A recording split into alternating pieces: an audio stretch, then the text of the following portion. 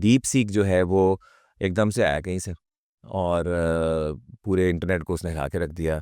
और अजीबोगरीब डिस्कशंस, जैसे थोड़ी देर के लगना शुरू हो गया था कि सारी हाइप ही थी, कोई इतनी महंगी रिसर्च, इतने पैसे चाहिए, पता नहीं क्या हो जाएगा। And here are the bunch of people जो चुप करके जो है ना, उन्होंने कहा ये लो पकड़ो, फ्री में ले लो, और $20 भी नहीं देने, कुछ नहीं करना। मैंने यूज़ किया डीप सीक और वाकई लग रहा था कि जैसे बड़ा ज़बरदस्त है।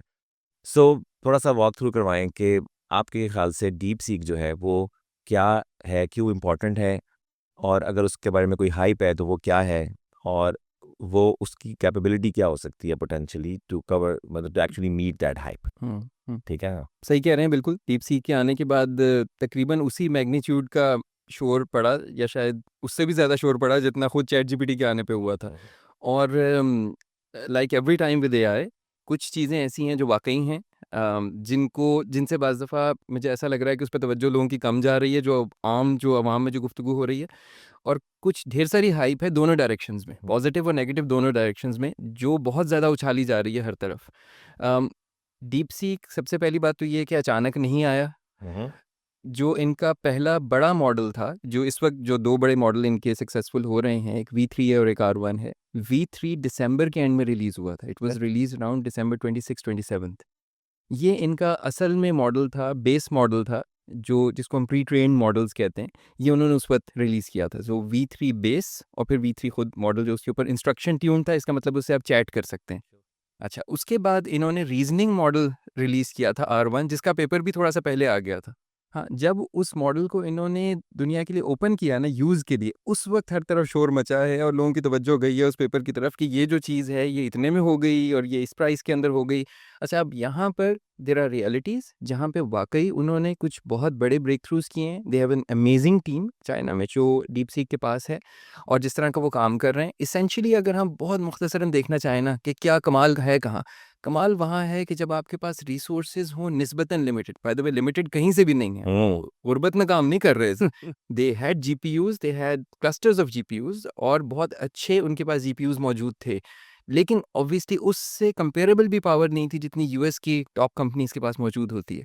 तो जो कुछ उनके पास था, एंड डिस्पाइट द फैक्ट कि पाबंदियाँ लग रही थीं कि उनके पास नए जीपीयूज़ नहीं आ सकते और वगैरह-वगैरह, तो उन्होंने एक-एक कतरा निचोड़ा है उस सब कुछ से, जो कुछ उनके पास मौजूद था। हाँ, पर हम बैच फेलोज़ भी हैं कंप्यूटर साइंस के, आपको याद होगा। जब हम एक कोर्स पढ़ा करते थे ना असेंबली लैंग्वेज प्रोग्रामिंग का, और उस वक़्त भी बहुत से स्टूडेंट्स होते थे जो भागते थे उससे। मुझे याद है हम उसके काफ़ी एडवांस कोर्सेज़ में भी साथ रहे हैं, हम दोनों का कॉमन इंटरेस्ट था। हमने या ये इनकी जो सक्सेस है, it actually goes down to that level. So इन्होंने बहुत जगहों के ऊपर इवन CUDA लेयर से नीचे, यानी जीपीयू लेवल के ऊपर जाकर जो है वो प्रोग्रामिंग की है। उसकी वजह ये है कि जो स्टैंडर्ड लाइब्रेरीज़ एनवीडिया की तरफ से आ रही थी, वो स्टैंडर्ड लाइब्रेरीज़ इन्हें उस लेवल का स्पीड अप नहीं दे रही थी जो इन्हें चाहिए था। और क्योंकि पाबंदी जो लगती है ना एक जीपीयू पे, जैसे यूएस की तरफ से लगती है कौन सा जीपीयू नहीं जा सकता, वो पाबंदी भी मल्टी डिमेंशनल होती है। वो जो होती है कि इसकी स्पीड क्या है, जो कि फ्लॉप्स में मेजर होती है, फ्लोटिंग पॉइंट ऑपरेशंस पर सेकंड में। कुछ होती है जो इस चीज़ के ऊपर होती है कि मिसाल के तौर पर इसका इंटरकनेक्ट कितना फास्ट है, 2 जीपीयूज़ या उसके कोर्स आपस में कितनी स्पीड से बात कर सकती हैं। तो उन पाबंदियों को ओवरकम करने के लिए इन्होंने कुछ चीज़ें रीराइट की हैं। फिर इन्होंने हर फेज़ ऑफ ट्रेनिंग के बाद मैसिवली उसको फाइन ट्यून किया है और बहुत ज़्यादा कस्टमाइज़ किया है। तो यानी यूँ समझें बहुत ज़्यादा हाई क्वालिटी काम इन्होंने phase after phase after phase करके वो रिलीज़ किया है। तो यानी ऐसा हम बिल्कुल नहीं डिस्क्रेडिट तो कर ही नहीं सकते। श्योर। वो काम बहुत अच्छा है, ओपन सोर्स है, हर शख्स जाकर देख सकता है कि उन्होंने क्या किया, क्या नहीं किया।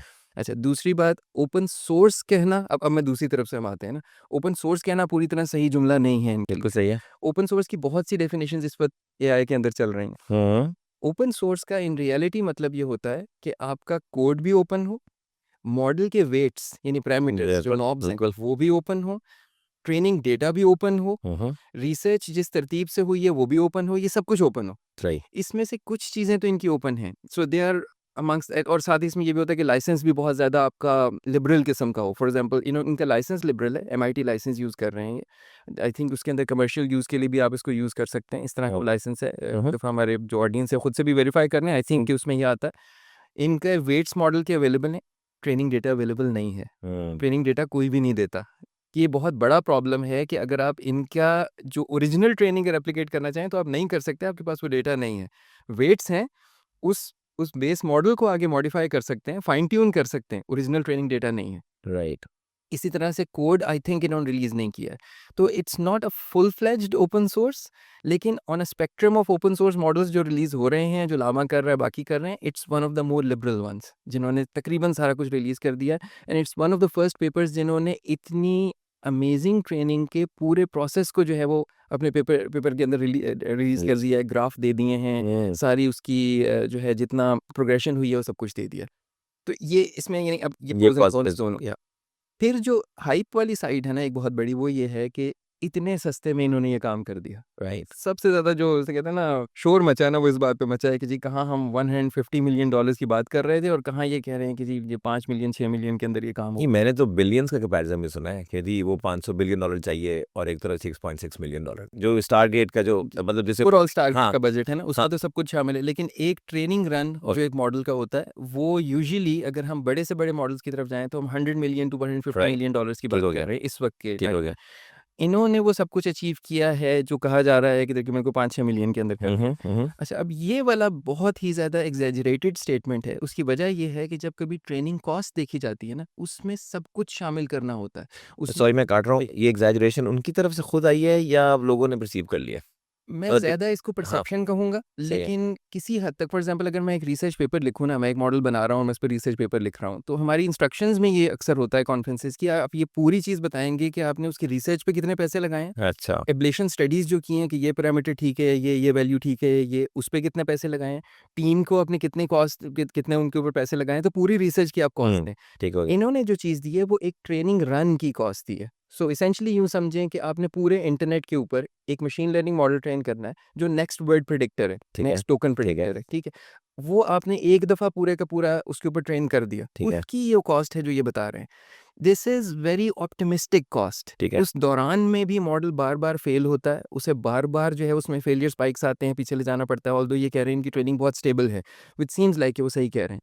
लेकिन उसके बावजूद भी this is highly optimistic, the real number probably would be close to 30 million या 40 million, which is in the ballpark of what other models should be able to do. अगर वो अपने प्रॉफिट मार्जिन्स बीच में से निकाल दें, तो वो भी यहाँ तक पहुँच सकते हैं। सही है। इतना बड़ी हैरत की बात नहीं है कि इन्होंने इस प्राइस में कर दिया।